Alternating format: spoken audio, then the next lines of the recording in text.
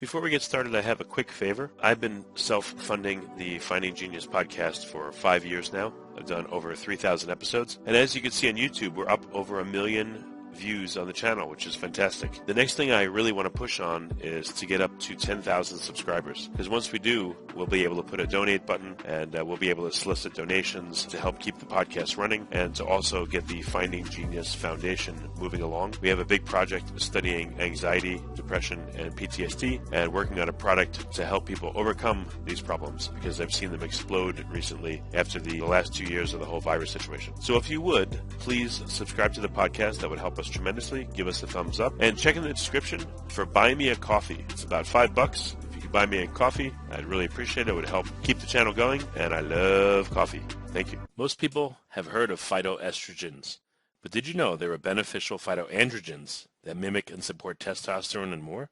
The top source of these is pine pollen. If you're looking for 100% natural hormonal support for men and women, you've got to try this. Right now, Lost Empire Herbs' best-selling pine pollen is available for 1 penny plus shipping and handling. Go to geniuspollen.com to find out more and grab yourself a bag today. No hidden charges, no trial offer, no shenanigans. Just a low-cost way to try Lost Empire Herbs' top product for next to nothing.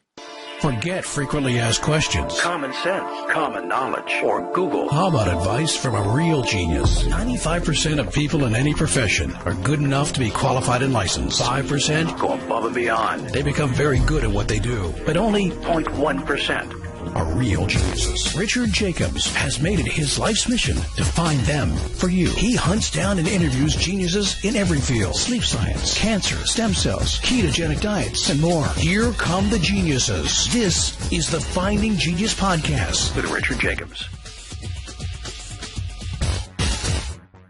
Hello, this is Richard Jacobs with the Finding Genius Podcast. I have Mark Valencia, a.k.a. Self-Sufficient Me. He has a YouTube channel called Self-Sufficient Me. His website is also self-sufficientme.com. And so we're going to talk to him about his work. So, Mark, thanks for coming. G'day, Richard. Yeah, thanks for having me on your show. Yeah, tell me when did you start this self-sufficient, drive or goal or quest? And, what was your life like leading up to that? Well, my life leading up to it was hectic. I was in the military with my wife. We were both senior soldiers. I was a squadron sergeant major. She ran a medical centre, was a warrant officer medical, and we were very busy. We had 2 young boys, both we had in childcare at the time. One was practically a baby, and it was just tough meeting not only the challenges monetarily, because childcare in Australia is very expensive. And it seems like you were just working for one wage and putting your kids into government care. But the other thing was it was difficult to raise a family, both work full-time, highly demanding jobs in the military, always on call, and it was just getting to us as a family group, and we just something had to give, otherwise our marriage would have given. So I decided to leave the military. Well, I actually asked Nina if she wanted to be a home mum and, in the interim, at least just for a few years, get settled, back to city life. But she said, no way, I want to keep working. So I said, well, bugger it, I'll give it a go. So I decided to become a home dad. And the thing was the drop in wage was big. You're going back to practically one wage. And we had the opportunity to get into an acreage. We had 3 acres, we still have now. And I decided to grow as much produce as I could in the hope that it could supplement our bills, primarily our grocery bill, with a growing family, 2 boys, and we eat a lot, and we thought that could help, and it did. It helped a lot. It was still tough. That first, I would say, 7-8 years, still tough, but it was rewarding. It was good. There was a lot of spin-off benefits that I found, and we found as a family, being out in the garden and all that. But that was how it started, and that was 2008 when I left the military.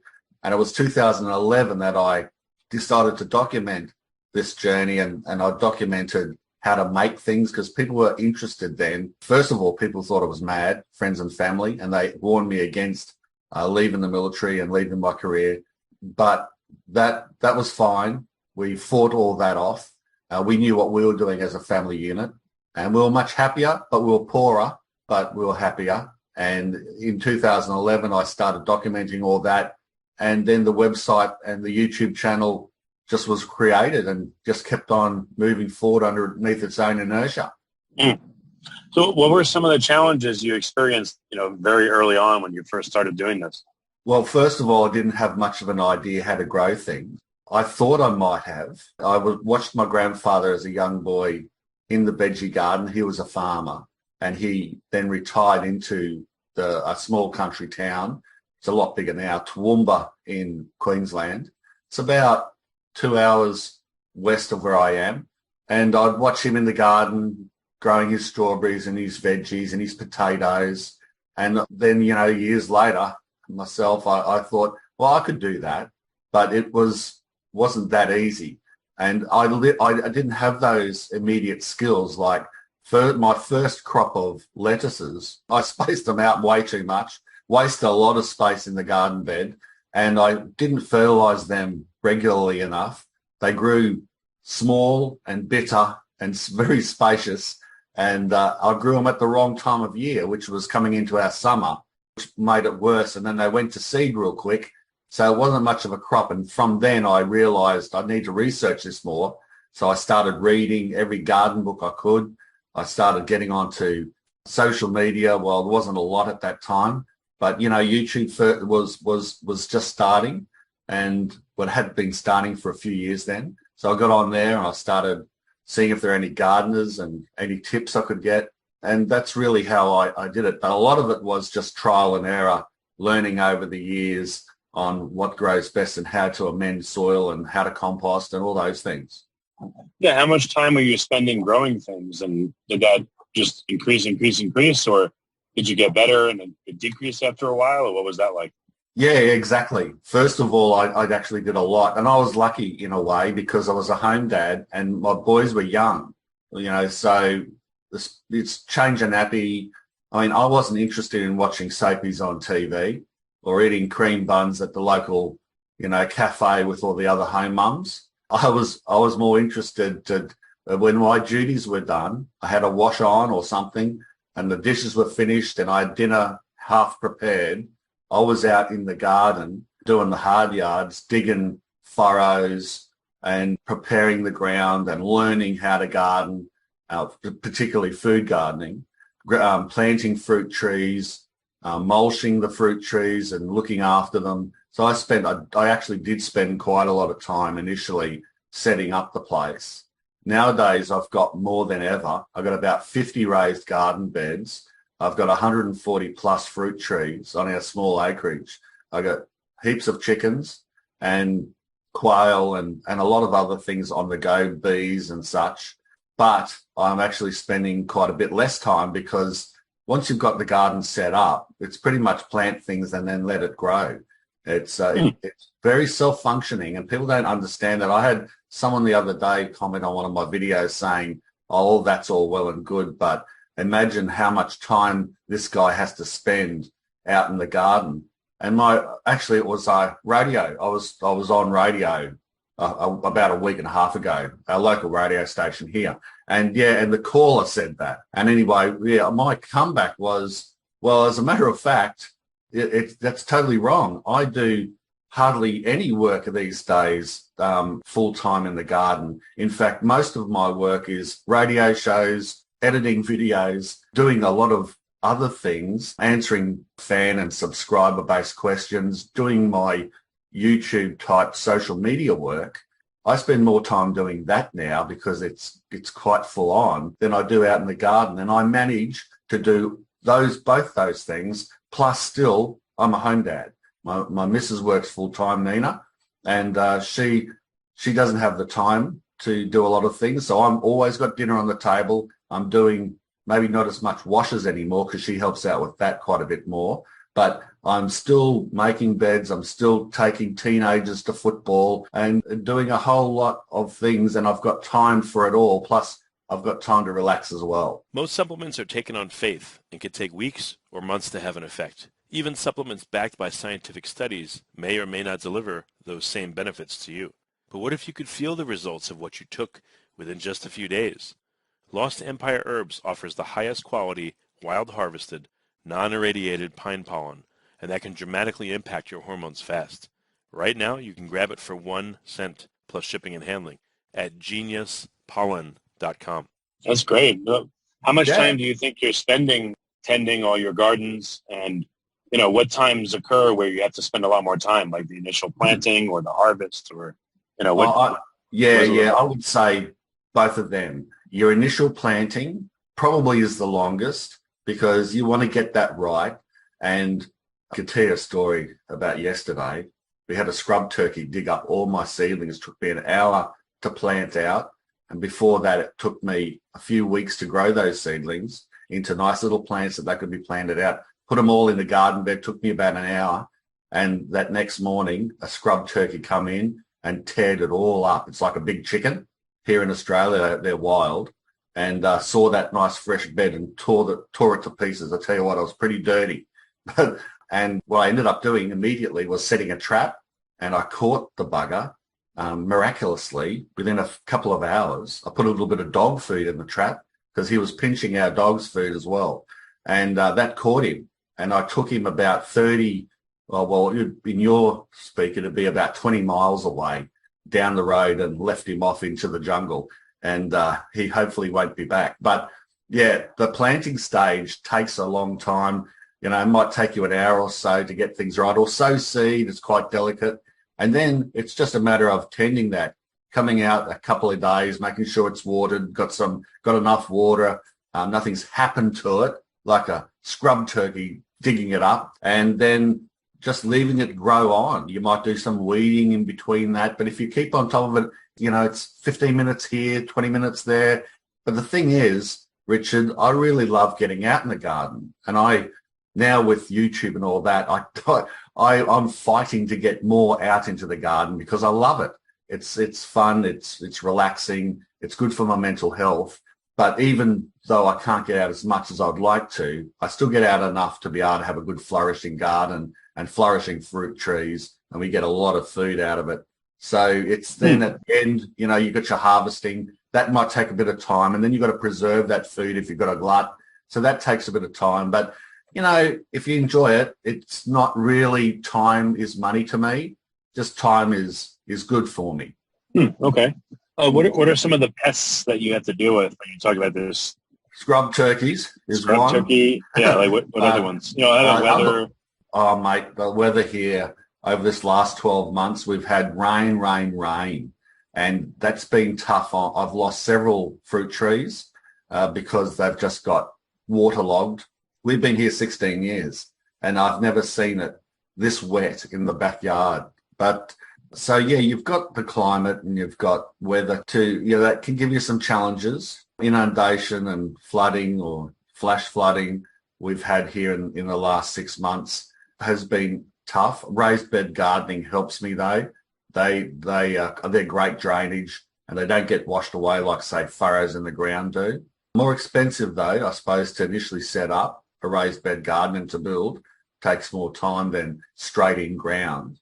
But so if you wanted to be frugal though, straight in ground is the way to go for gardening, food gardening and getting by, because it doesn't really cost much except for energy of digging in ground. But so we were a bit lucky that we had raised beds and that helps. But then you've got, the standard pests like caterpillars and grubs and that. But we've set up our garden and we've grown it in such an organic way, like a permaculture way, that really does work. We've got a lot of good birds and good bugs that combat the baddies. And often I will just leave a cabbage, say, get eaten by grubs because the rest of them won't get touched. And it's food for the birds and food for the other bugs or good bugs that feed off these bad ones. So our garden is very well balanced and took a little while to get that balance. And I think that is the way to go.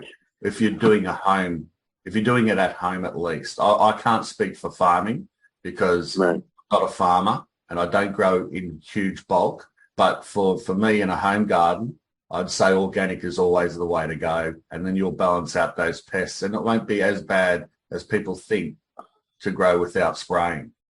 Before we get started, I have a quick favor. I've been self-funding the Finding Genius podcast for 5 years now. I've done over 3,000 episodes. And as you can see on YouTube, we're up over 1 million views on the channel, which is fantastic. The next thing I really want to push on is to get up to 10,000 subscribers. Because once we do, we'll be able to put a donate button, and we'll be able to solicit donations to help keep the podcast running and to also get the Finding Genius Foundation moving along. We have a big project studying anxiety, depression, and PTSD, and working on a product to help people overcome these problems because I've seen them explode recently after the last 2 years of the whole virus situation. So if you would, please subscribe to the podcast. That would help us tremendously. Give us a thumbs up. And check in the description for Buy Me a Coffee. It's about $5. If you could buy me a coffee, I'd really appreciate it. It would help keep the channel going, and I love coffee. Thank you. What exterior or external inputs do you need? Do you capture your own rainwater? This year you said it rained a lot, but do you have to buy fertilizer? Do you compost? Do you have to buy seed? Or can you make everything you need where you're at? Yeah, a lot of these things you can harvest yourself. We've got rainwater tanks. We have also a bore. That's a shallow bore that's not too mineralized or salty, and that very rarely runs dry. Like in a drought, like through our really dry seasons we had a few years back, it would run a little dry. It might take 2 days to fill up a 16,000 litre tank. So, it's not too bad. You can always get water. But yeah, the more water you can contain and save, the better. Through fertilizers, you can always make your own fertilizer through your own stock. If you've got cows or horses or chickens, the smaller you go, it seems to be the more refined that fertilizer gets. So you don't need a lot of chicken manure. They're high in nitrogen. So you don't need too many birds to be able to fertilize your garden if you're on a small scale. But then you can bludge things off other people and go to the pony club like I used to and get trailer loads of manure from the horses that they were just discarding and putting in a big pile. And I now use a dairy as well. That's the same thing. There's a dairy not too far from us, and they give away their manure. So I use that.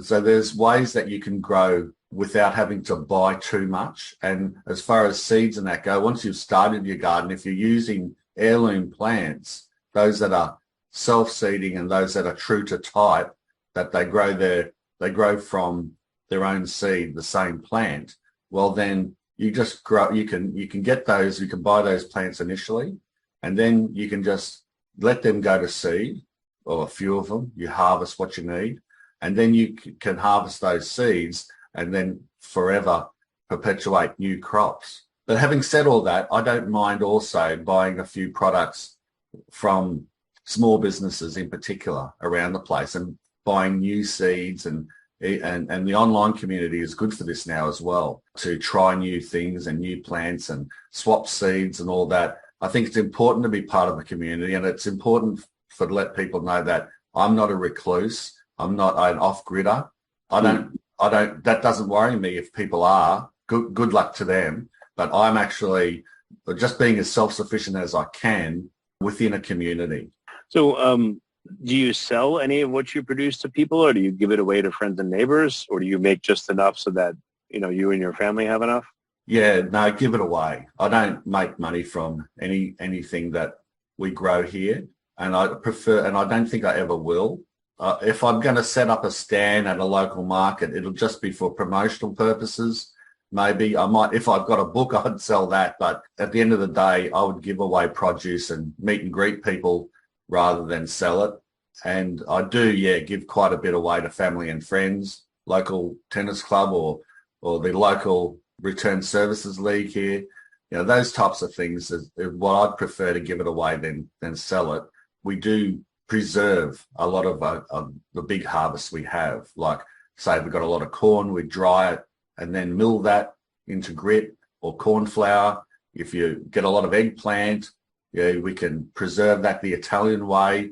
Same with tomatoes and all those things. It's nothing better than preserving your own food and being able to utilize that later. So are you at your goal of being self-sustainable or self-sufficient, or how much more is there to go, and what else are you going to work on? Well, I find it very interesting. So you could say I'm at the goal. We could live off our property, no problems. And we've even done that, even at the worst time. We're going through a bit of a drought, and it wasn't a great time of year. It was summer where we don't grow as many regular crops through our summer. Well, winter season here is where we grow most of the traditional crops that people love, like the salad crops, lettuces, and the brassicas like broccoli and cabbage. All those things you can grow through winter beautifully here. In summer, it gets so hot. You can grow things like corn in summer, which is good, but that's about one of the only regular crops you can grow. And you have to sort of delve into other things. But yeah, I'd say we're at the point that we can be self-sufficient, but I do love experimentation, and I want to keep pushing myself to grow different things, harder crops to grow, things that aren't necessarily supposed to be grown here. So, and I share those experiences also with on YouTube and other places, Facebook, with my followers, so that they can understand that you can, go out of your box a bit and experiment with things, and you never know what you're going to get. Do you use greenhouses or hydroponics or growing inside, indoors, or anything special, or is it all outdoors in the soil, traditional type stuff? Yeah, I have dabbled in a little bit of that. We've got a small greenhouse that I use just on a practical scale to raise seedlings or to put plants over summer. Say our strawberry season is primarily winter, and I like to get several seasons out of the strawberries and then grow them for the runners. So if you leave them out in the hot sun at most stages, especially if they're potted, they will get sunburnt and a lot of them will perish. But if you whack them in a greenhouse, you can sort of tend to them over summer, and that they won't be they'll survive the summer, and then they'll rejuvenate again in winter. So I can use it for that. Hydroponics, and I do a bit of aquaponics. I do a bit more like pond growing. It's nothing hard. It's like growing in a pond, and I grow taro, arrowhead, those types of pond crops. Well, tell me how that works. How does your aquaponics setup work? And for listeners that don't know, what is aquaponics? I guess it's aquaponics in the sense of growing with fish is a complete ecosystem. I don't do that, although I like that concept, and I find it very intriguing. I haven't never dabbled in fish aquaponics and having that full cycle where the fish fertilize the food through the aquaponic system, and you're growing in something like volcanic rock. What I'm growing in is much easier than that. I just have a standard pond where I've put some volcanic rock in the base, and then I've put some normal soil in, a little bit of manure for fertilizer, and then I've planted these plants directly into that. There's no flowing water, there's no fish or anything, and it's just like, and I got that concept from Vietnam. We had a homestay in Vietnam a few years back, and it was wonderful. And around the homestay, they had a moat of water, and in that moat they grew taro. So practically straight wherever you looked was taro plants growing, and they harvested that as needed. And I thought, that's really simple, and I don't need any pumps or anything like that. I don't need to keep fish alive, and I grow taro in this like a small raised swimming pool kind of thing that I used to use for ducks to swim in. And so it actually had a little bit of duck manure already in there when I filled it with gravel. And that is where I grow my taro in, and it's actually down the back near the chickens. So if I need to put any new fertilizer in, I'll just mix up a little bit of old chicken manure and put that into the bed and, fill it with water. And that's where I grow our water crops in. So it's not, so I dabble in that, but I don't actually dabble in full hydroponics and that type of growing.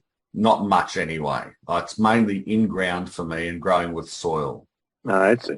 I was going to joke and say that crop tastes terrible. It probably doesn't. So what are some of the hardest things to care for? Is it the chickens, or is it the fruit trees, or is it vegetables? Or is it just depends on what the item is, and it has its own challenges? Yeah, there are some things that are more challenging than others, depending on your climate. Some things grow really easy, depending on your climate as well. Like if you're in a temperate or cooler climate, you can grow stone fruit just so easily, and I'm envious of those people. Here in the subtropics, we can grow stone fruit now because over the years they've made plants that have a lower chill factor that can grow stone fruit even in a warmer climate. The problem is they're not very much adapt to that warmer climate in other ways, such as pests really destroy stone fruit here. Everything eats them really quickly, and we have two different types of fruit fly that that sting stone fruit, like plums and peaches, and I only need one to sting it, and then it fills it full of maggots and it goes rotten. So for those trees, are quite intensive, a bit like I was talking about before. For those types of trees, you have to net them, you have to protect them, you have to watch them, and it lose crop. So that's tough. You have to be a bit tenacious to grow those types of things. I like doing it on an experimental scale. I made a really good plum Worcestershire type sauce not so long ago out of our plums, but there is an extra effort to grow that. But on the other hand, if I want to grow citrus, I can grow that really easy where we are, whereas in a really cold climate, it's not as easy. But I can we're juicing oranges non-stop here. We're sick of orange juice and eating mandarins and lemons on our fish. It's plentiful. But other things are difficult, like, say, stone fruit. And you've got your times when you're looking after animals, even small animals like chickens. We have one that's got a bacterial infection in the eye. I've had to give that bird some antibiotics and look after it and isolate it from the flock. They're small things. They don't really take up a heck of a lot of time, but it's just an extra challenge. And people just need to be prepared for that.